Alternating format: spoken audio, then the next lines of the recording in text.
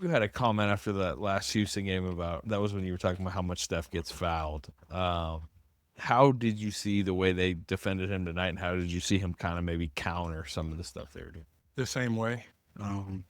But I think we made it more of an effort, not turn the ball over for one, and then to set some incredible screens, maybe one, two, three of them, get the man open. We could see just from watching them look pretty physical. How really physical was this game, and what do you think you guys showed to stand up to it and dish out some Yeah, physicality of your own? they're an incredible team, definitely a physical one. But I would like to think that we don't back down from any challenge, anyways. And we met brute force with brute force, maybe a little bit of finesse in there as well. But I think we handled their pressure incredibly well, knowing that coming out the next game is probably going to be 2 to 3 times even more physical. Jimmy, this is your first official playoff game with the Warriors. What did it feel like playing with Steph? And they showed on the replay, I think, when he hit that ridiculous three, you were on the bench. It looked like you were just shaking your head. Yeah. I mean, he's done it time and time again. It's not just in a playoff game since I've been here. So just the shots that he takes and makes are absolutely incredible. Like, and for him to know that that ball is going in, and for everybody probably in the building, maybe even in the world, to know that that ball is going in it's incredible. And I'm a fan as everybody else is, and he just makes big shot after big shot and help us build on these leads. Just to steal game one on the road, what is your confidence level just in this series? I mean, our confidence hasn't wavered at all. I would like to think, since I've been here at least, we know that we are an extremely good team as long as we don't turn the ball over and we get shots on goal. We had a job to do, come in here and win one, and we got a job to do in 2 days or something like that to win game two. Steve probably went the craziest on the sideline a few times tonight after bad turnovers. Yeah. How much has he been hammering that? How much have you helped with him hammering that? I mean, he hates it as much as I hate it as well.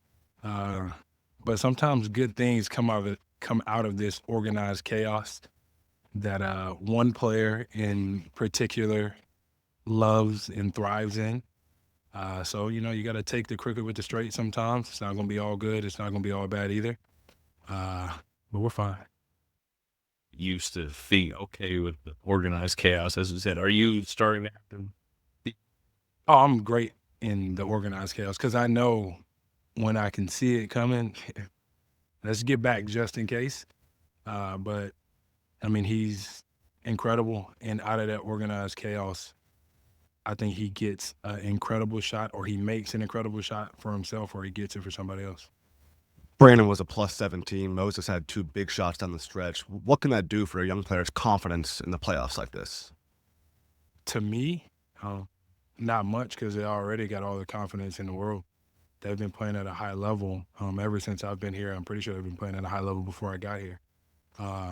They know that they belong on the biggest stage when the lights are the brightest. They show up, they show out, and I know they're going to be even better next game. Jimmy, you was born and you grew up here in the Houston area. Just curious if it's something special to play here, playoffs. I don't know if when you were a kid you came for games Yeah. also or not. Yeah, we couldn't afford games whenever I was a kid. But it's always special to play here in front of, high school friends and people that I know. A couple of them I got to see while I've been here. I'll see plenty more people in the next 2 to 3 days. But this is a home away from home for me. Yes, I am from the Tomball area, which is one of these directions. And I'm grateful to be able to play against the Rockets. Jimmy, you mentioned the organized chaos. How much do you view it your role as to kind of balance that chaos? And it seemed like as they were cutting into your lead, you guys made a couple turnovers. They made a point of throwing you the ball and clearing the court. That is one of my many roles here, is to get the rebound and then slow the game down, or whenever need be, swing the ball, slow the game down, and make sure everybody gets in their spots. And I think everybody's cool with that. I love the organized chaos. I'm not gonna lie to you, because nobody knows what to expect. Not even myself. Not even coach. The only person that knows what's coming out of the organized chaos is the person that's creating it.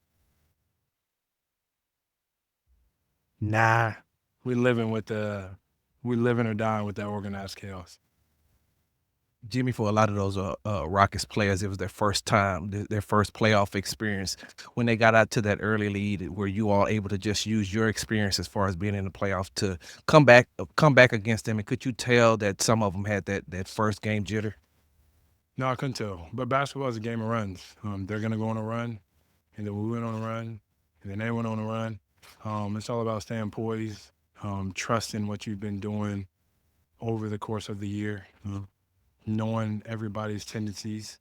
But, you know, they've been studying us like we've been studying them, so we had a feeling we would be okay. You guys held the Rockets 85 points. What did you see from Draymond going up against Adams and going up against Şengün, guys who were bigger than him, and he was still able to hold his own? I mean, I've seen that from Draymond his entire career, for sure, since I've been on the Golden State Warriors. And he's key to the defensive side of what we're doing, but he's also key on the other side of the ball, too, because he's so smart in getting people the ball where they need the ball, getting in the right place every single time. And he has the hardest job. He got to go down there and battle with the trees. We let him down 22 times tonight of the guards and the not so tall individuals getting there cleaning up the rebounds. Why are those guys so hard to keep off the boards, offensive boards? I don't know. They're just some oversized human beings that are overly athletic. But we'll go back to the drawing boards, probably do some box out drills, and come back and not give up 22 offensive rebounds. Yeah, you mentioned them. I mean, they are putting out some huge lineups, double centers, and Thompson a point guard, Jabari at small, whatever. They're big. What's it like to tussle with that? You guys are smaller at almost at every position. What is that like physically? What's that like mentally? Yeah. I wouldn't say that we're smaller. We're just not as tall. But we got hella fight, and you got to live with that. It is frustrating to not get the ball, but we just got to stay in the fight, box out, have some technique, and stop patting the ball like I be doing and just go grab it with two hands. And, buddy, stop trying to dribble the ball. Eating. Coach, when Steph is hitting those type of shots that he was hitting tonight, how much does that change your defensive approach? I mean, we guarded some things well. I think he hit obviously some end of shot clock shots that we guarded decent, but we did have some slippage in our connectivity to him. And so giving them that space, especially late in the shot clock, he dips you under the three-point line, gets us off. We got to know shot clock game time score situation and lock in and make him a driver there. So, yeah, he hit some tough ones. He does that at times, but, he got loose and felt like he hit some big shots to stem the tide for them.